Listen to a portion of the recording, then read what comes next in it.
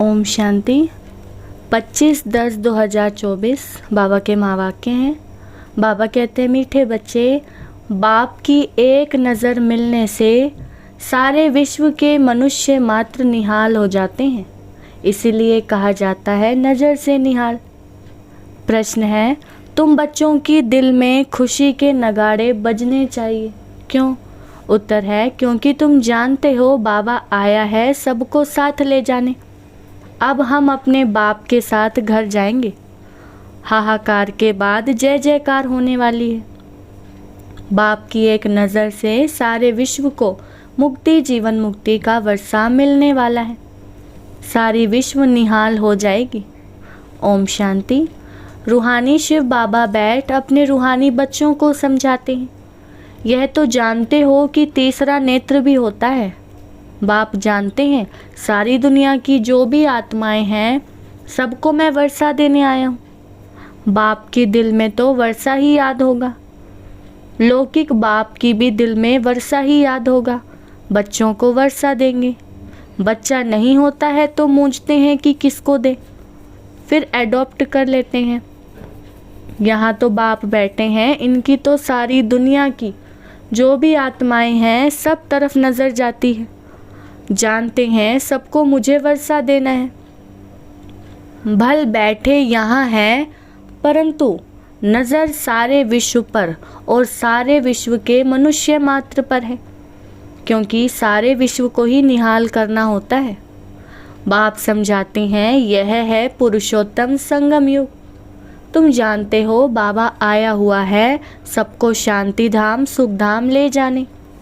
सब निहाल हो जाने वाले हैं। ड्रामा के प्लान अनुसार कल्प कल्प निहाल हो जाएंगे। बाप सब बच्चों को याद करते हैं। नज़र तो जाती है ना, सब नहीं पढ़ेंगे। ड्रामा प्लान अनुसार सबको वापस जाना है, क्योंकि नाटक पूरा होता है। थोड़ा आगे चलेंगे तो खुद भी समझ जाएंगे अब विनाश होता है। अब नई दुनिया की स्थापना होनी है, क्योंकि आत्मा तो फिर भी चैतन्य है ना।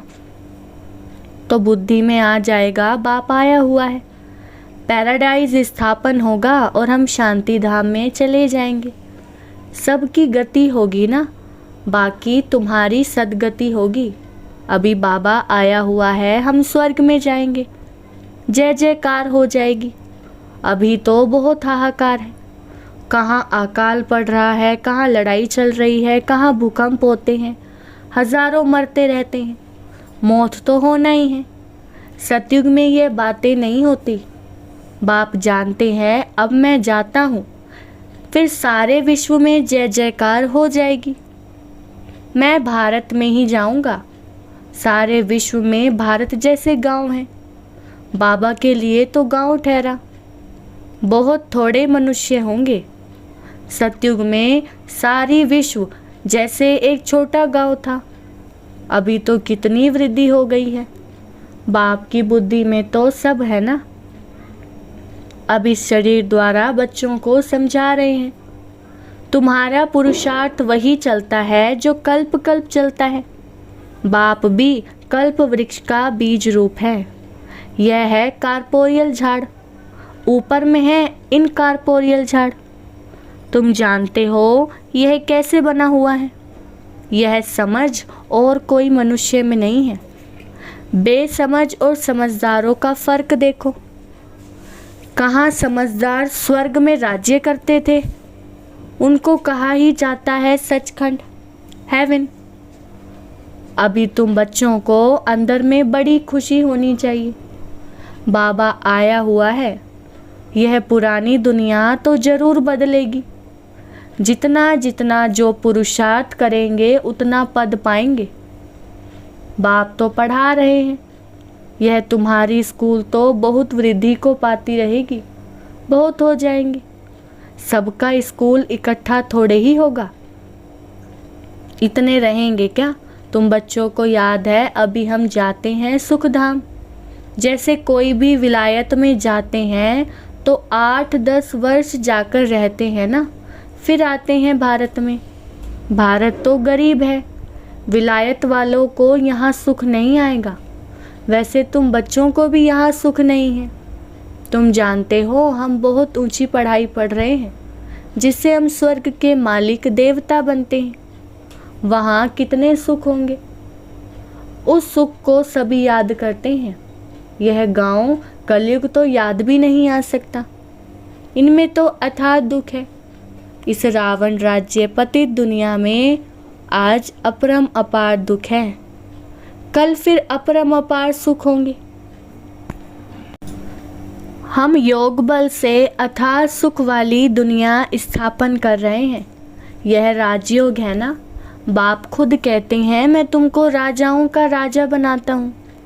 तो ऐसा बनाने वाले टीचर को याद करना चाहिए ना।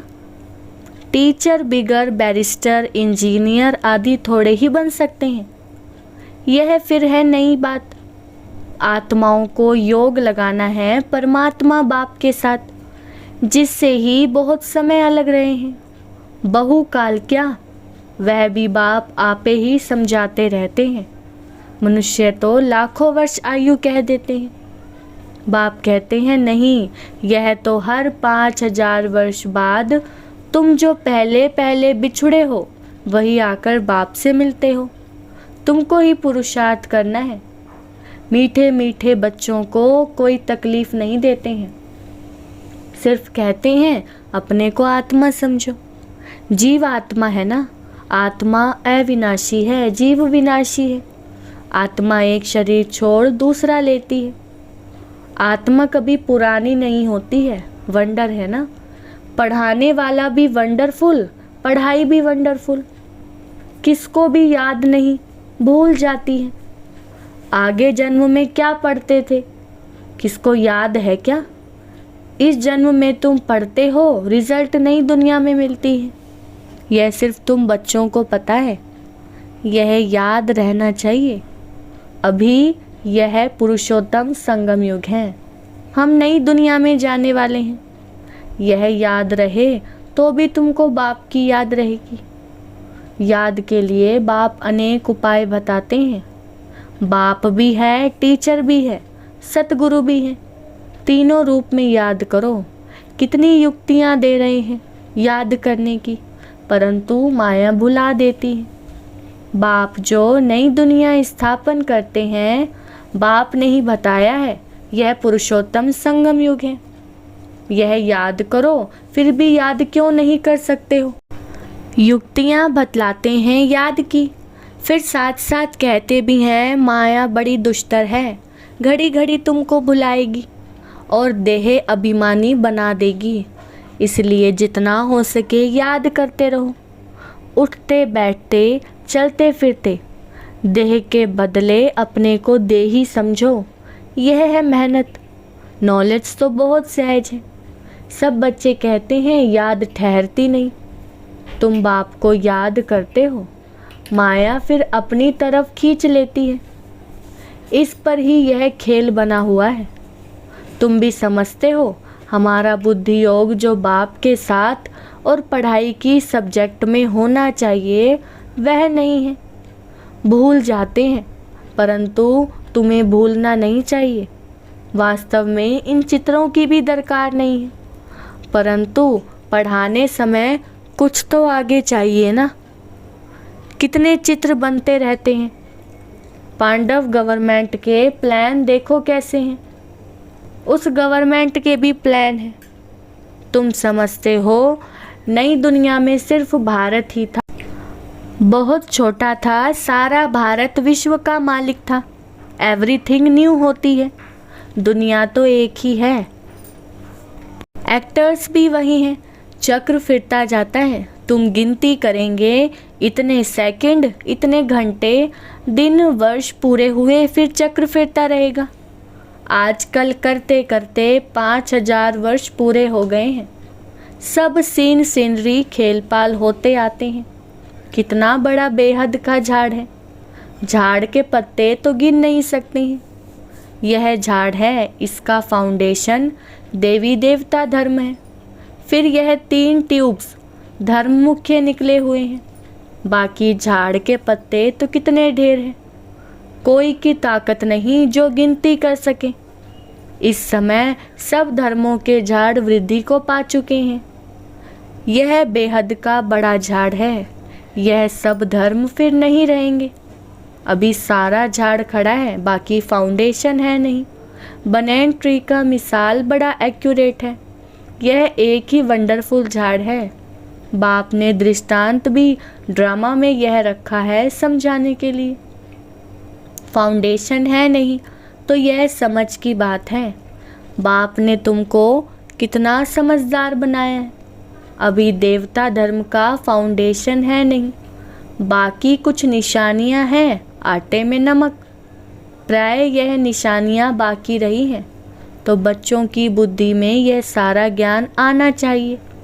बाप की भी बुद्धि में नॉलेज है ना, तुमको भी सारा नॉलेज दे। आप समान बना रहे हैं। बाप बीज रूप है और यह उल्टा झाड़ है। यह बड़ा बेहद का ड्रामा है। अभी तुम्हारी बुद्धि ऊपर चली गई है। तुमने बाप को और रचना को जान लिया है। भल शास्त्रों में है, ऋषि मुनि कैसे जानेंगे। एक भी जानता हो तो परंपरा चले, दरकार ही नहीं। जबकि सदगति हो जाती है, बीच में कोई भी वापस नहीं जा सकता। नाटक पूरा हो तब सब एक्टर्स यहाँ होने हैं। जब तक बाप यहाँ है, जब वहाँ बिल्कुल खाली हो जाएंगे तब तो शिव बाबा की बारात जाएगी। पहले से तो नहीं जाकर बैठेंगे, तो बाप सारी नॉलेज बैठ देते हैं। यह वर्ल्ड का चक्र कैसे रिपीट होता है। सतयुग, त्रेता, द्वापर, कलयुग, फिर संगम होता है। गायन है, परंतु संगम युग कब होता है यह किसको पता नहीं है। तुम बच्चे समझ गए हो 4 युग हैं। यह है लीप युग। इनको मिड गेट कहा जाता है। श्री कृष्ण को भी मिड गेट दिखाते हैं। तो यह है नॉलेज। नॉलेज को मोड़ तोड़कर भक्ति में क्या बना दिया है। ज्ञान का सारा सूत मूंझा हुआ है। उनको समझाने वाला तो एक ही बाप है। प्राचीन राजयोग सिखलाने लिए विलायत में जाते हैं। वह तो यह है ना, प्राचीन अर्थात पहला। सहज राजयोग सिखलाने बाप आए हैं। कितना अटेंशन रहता है। तुम भी अटेंशन रखते हो कि स्वर्ग स्थापन हो जाए। आत्मा को याद तो आता है ना। बाप कहते हैं यह नॉलेज जो मैं अभी तुमको देता हूँ फिर मैं ही आकर दूंगा। यह नई दुनिया के लिए नया ज्ञान है। यह ज्ञान बुद्धि में रहने से खुशी बहुत होती है। बाकी थोड़ा टाइम है, अब चलना है। एक तरफ खुशी होती है, दूसरे तरफ फिर फील भी होता है। अरे ऐसा मीठा बाबा हम फिर कल्प बाद देखेंगे। बाप ही बच्चों को इतना सुख देते हैं ना। बाप आते ही हैं शांति धाम सुख धाम में ले जाने। तुम शांति धाम सुख धाम को याद करो तो बाप भी याद आएगा। इस दुख धाम को भूल जाओ। बेहद का बाप बेहद की बात सुनाते हैं। पुरानी दुनिया से तुम्हारा ममत्व निकलता जाएगा तो खुशी भी होगी। तुम रिटर्न में फिर सुख धाम में जाते हो। सतो प्रधान बनते जाएंगे। कल्प कल्प जो बने हैं वही बनेंगे और उनको ही खुशी होगी। फिर यह पुराना शरीर छोड़ देंगे, फिर नया शरीर लेकर सतो प्रधान दुनिया में आएंगे। यह नॉलेज खलास हो जाएगी। बातें तो बहुत सहज है। रात को सोते समय ऐसे ऐसे सिमरन करो तो भी खुशी रहेगी। हम यह बन रहे हैं। सारे दिन में हमने कोई शैतानी तो नहीं की। 5 विकारों से कोई विकार ने हमको सताया तो नहीं। लोभ तो नहीं आया। अपने ऊपर जांच रखनी है। अच्छा, मीठे मीठे सिकलदे बच्चों प्रति माता पिता बाप दादा का याद प्यार और गुड मॉर्निंग। रूहानी बाप की रूहानी बच्चों को नमस्ते। हम रूहानी बच्चों की रूहानी बाप दादा को नमस्ते नमस्ते गुड मॉर्निंग। धारणा के लिए मुख्य सार है। फर्स्ट पॉइंट है योग बल से अर्थात सुखों वाली दुनिया स्थापन करनी है। इस दुख की पुरानी दुनिया को भूल जाना है। खुशी रहे कि हम सचखंड के मालिक बन रहे हैं। दूसरा पॉइंट है, रोज़ अपनी जांच करनी है कि सारे दिन में कोई विकार ने सताया तो नहीं, कोई शैतानी काम तो नहीं किया, लोभ के वश तो नहीं हुए। वरदान दिया बाबा ने, वरदाता द्वारा सर्वश्रेष्ठ संपत्ति का वरदान प्राप्त करने वाले संपत्तिवान भव। वरदान का विस्तार है, किसी के पास अगर सिर्फ स्थूल संपत्ति है तो भी सदा संतुष्ट नहीं रह सकते। स्थूल संपत्ति के साथ अगर सर्व गुणों की संपत्ति, सर्व शक्तियों की संपत्ति और ज्ञान की श्रेष्ठ संपत्ति नहीं है तो संतुष्टता सदा नहीं रह सकती। आप सबके पास तो यह सब श्रेष्ठ संपत्तियां हैं। दुनिया वाले सिर्फ स्थूल संपत्ति वाले को संपत्तिवान समझते हैं, लेकिन वरदाता बाप द्वारा आप बच्चों को सर्वश्रेष्ठ संपत्तिवान भव का वरदान मिला हुआ है। स्लोगन है, सच्ची साधना द्वारा हाय हाय को वहाँ वहाँ में परिवर्तन करो। अच्छा, ओम शांति।